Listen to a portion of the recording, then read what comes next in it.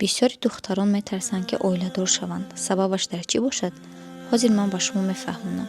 Якум, травмаҳо аз даврони кӯдакӣ бо бисёр ҷангу ҷанҷол ва абюз рӯбарӯ шудан.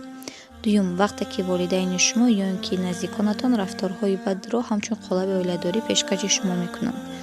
Сеюм, худ камбинӣ ё ин ки баҳогузории паст, вақте ки духтар фикр мекунад, ки ӯ барои хушбахт шуданаш арзанда нест. Ин хел фикрронӣ аз кӯдакӣ ташкил ёфтааст. Чорум, қолабҳои шахшшудаи мардумӣ, нақлҳои зиёди мардум оид ба оилаҳои шикаста. Панҷум, гапи мардум. Тезтар оиладор шав, ки одами нағзро намеёбӣ. Шашум, перфексионизм. Ба умеди беҳтарин оиладор шудан як тарси оила сохтанро пайдо мекунед.